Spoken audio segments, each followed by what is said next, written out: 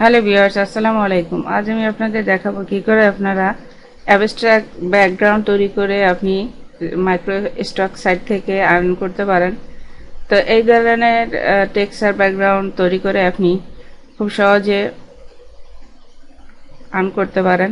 তো চলুন দেখা যাক। তো প্রথমে আমি আমার ফটোশপটি ওপেন করে নেব।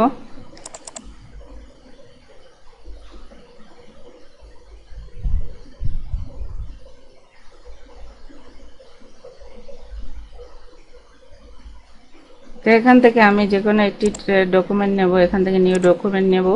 নেওয়ার পর এখানে সাইজ দেব 5000 ইন্টু 3000 এবং এখানে রেজুলেশন 308 GB থাকবে।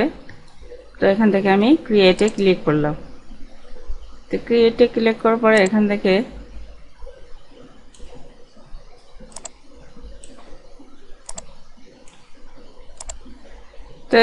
আমি এখানে দেখেন ব্রাশ, এখানে ক্লিক করলে এই যে ব্রাশ টুলটি নেব এবং এখান থেকে আপনি যে কোনো একটি কালার নিতে পারেন।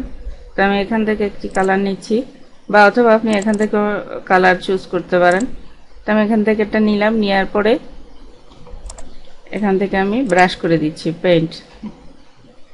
দেন আরেকটি কালার নিলাম। এখান থেকে আমি নেওয়ার পর অথবা আবার এখান থেকে নিতে পারেন। নেওয়ার পর এখানে আমি ব্রাশ করে দিলাম। দেওয়ার পর এখান থেকে আমরা জাস্ট ফিল্টার অপশনে যাব। এখানে যাওয়ার পরে ডিস্টর্ট থেকে যাব ওয়েবে। আসার পর আপনারা এখানে দেখেন কতগুলো অপশন আছে। তো নাম্বার অফ আমি এখান থেকে বাড়িয়ে 386 করে দিব এবং এখান থেকে ওয়েব লেন্থ দেখতে পাচ্ছেন, এখানে আমি 190 করে দেব এবং বাকিটা অটোমেটিক নিয়ে নেবে এখানে ক্লিক করলে। এবং এখানে আমরা 440 দিয়ে দেবো এবং এখানে ক্লিক করলে অটো নিয়ে নেবে।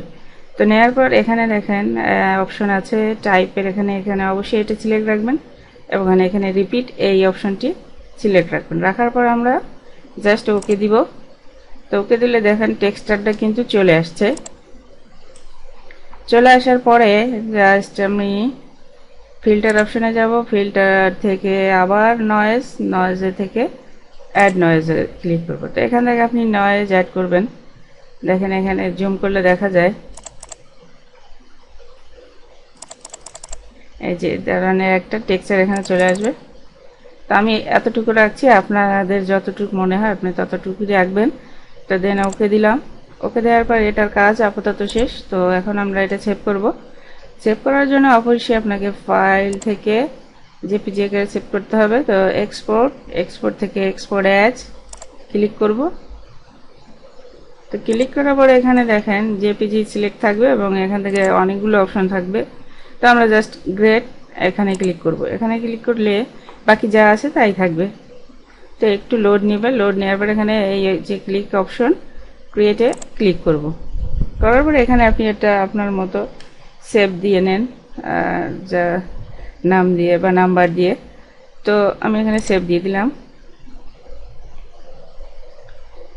তো এভাবেই আপনারা একটা অ্যাবস্ট্রাক্ট ব্যাকগ্রাউন্ড তৈরি করে আপনি মাইক্রো স্টকে আপলোড দিতে পারেন। তো ভিডিওটি ভালো লাগলে লাইক এবং শেয়ার করবেন। আল্লাহ হাফেজ।